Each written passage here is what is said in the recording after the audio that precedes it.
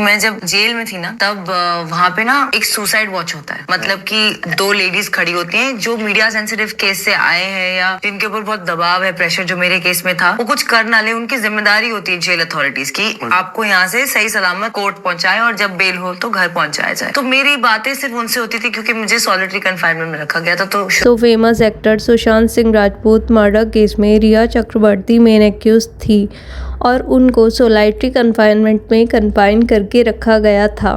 अब ये सोलाइटरी कन्फाइनमेंट आखिर होता क्या है, और आपको ये पता है इस पूरे केस में रिया चक्रवर्ती को कन्विक्टेड डिक्लेयर नहीं किया गया था। इसका मतलब किसी अंडर ट्रायल प्रिजनर को भी सोलाइटरी कन्फाइनमेंट में इन्वेस्टिगेशन जिससे सही तरीके से हो सके कन्फाइन करके रखा जा सकता है। तो चलिए समझते हैं सोलाइटरी कन्फाइनमेंट को। सोलाइटरी कन्फाइनमेंट, जिसको हिंदी में एकांत परिरोध कहा जाता है, किसी भी ऐसे मामले में जिसमें न्यायालय के पास किसी व्यक्ति को कठोर कारावास से दंडित करने की शक्ति है, मतलब कोर्ट रिगोरस इम्प्रिजनमेंट का ऑर्डर दे सकता है। इस तरह के मामले में कोर्ट यदि चाहे तो अभियुक्त को अन्य कैदियों से भिन्न अलग थलग करके कन्फाइन मतलब परिरोध करने का ऑर्डर दे सकता है, और इसी को बोलते हैं सॉलिटरी कन्फाइनमेंट। तो क्या इसका अर्थ यह समझा जाए कि वो व्यक्ति जितनी अवधि के लिए भी जेल में रहेगा वो सोलाइटरी कन्फाइनमेंट मतलब एकांत परिरोध में ही रखा जाएगा? तो ऐसा नहीं है। सोलाइटरी कन्फाइनमेंट का पनिशमेंट किसी भी पर्सन को मेंटल, इमोशनल और साइकोलॉजिकल लेवल पे ब्रेक डाउन करने के लिए काफ़ी होता है। इसके हार्मफुल इफ़ेक्ट से बचने के लिए सोलाइटरी कन्फाइनमेंट के टाइम को स्मॉल पोर्शंस में डिवाइड किया गया है। तो चलिए देखते हैं सोलाइटरी कन्फाइनमेंट का पनिशमेंट किस तरह से दिया जा सकता है। किसी भी केस में किसी भी पर्सन को 3 महीने से ज़्यादा सोलाइटरी कन्फाइनमेंट का पनिशमेंट ग्रांट नहीं किया जा सकता। सोलाइटरी कन्फाइनमेंट केस मैक्सिमम ड्यूरेशन को भी हमने स्मॉल पोर्शंस में डिवाइड किया है। तो चलिए देखते हैं इस मैक्सिमम सोलाइटरी कन्फाइनमेंट की ड्यूरेशन को हम किस तरह से एग्जीक्यूट कर सकते हैं।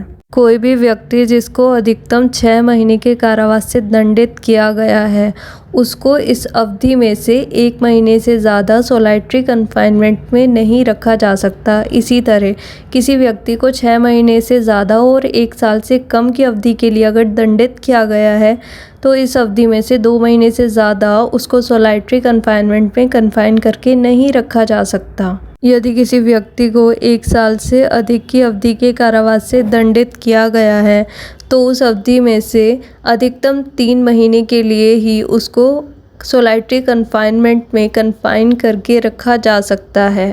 इस तरह सोलाइटरी कन्फाइनमेंट की अवधि अधिकतम 3 महीने ही होती है। सोलाइटरी कन्फाइनमेंट के एग्जीक्यूशन के लिए हमने सोलाइटरी कन्फाइनमेंट के टाइम पीरियड को भी स्मॉल पोर्शंस में डिवाइड किया है। देखिए कैसे। किसी भी व्यक्ति को एक बार में 14 दिन से अधिक सोलाइटरी कन्फाइनमेंट में नहीं रखा जाएगा। इसके बाद उस व्यक्ति को सोलाइटरी कन्फाइनमेंट से निकाल के और कैदियों के साथ बंदी बनाकर रखा जाएगा। दोबारा सोलाइटरी कन्फाइनमेंट में भेजने से पहले उसको और कैदियों के साथ उतनी अवधि के लिए ही रखा जाएगा जितनी अवधि के लिए उसको सोलाइटरी कन्फाइनमेंट में कन्फाइन करके रखा गया था। सोलाइटरी कन्फाइनमेंट में कन्फाइन पर्सन की मेंटल हेल्थ को सिक्योर करने के लिए ऐसा किया जाता है।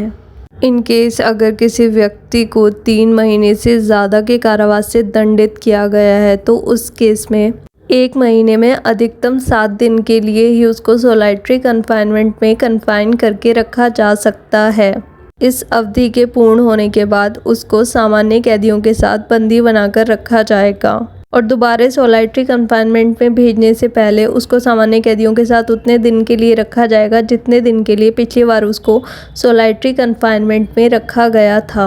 और इस तरह से सोलाइटरी कन्फाइनमेंट का एग्जीक्यूशन किया जाता है जिससे किसी भी प्रिजनर की मेंटल हेल्थ के ऊपर नेगेटिव इम्पैक्ट ना हो। सोलाइटरी कन्फाइनमेंट की ड्यूरेशन और लिमिटेशन के लिए आप ये चार्ट रेफर कर सकते हैं।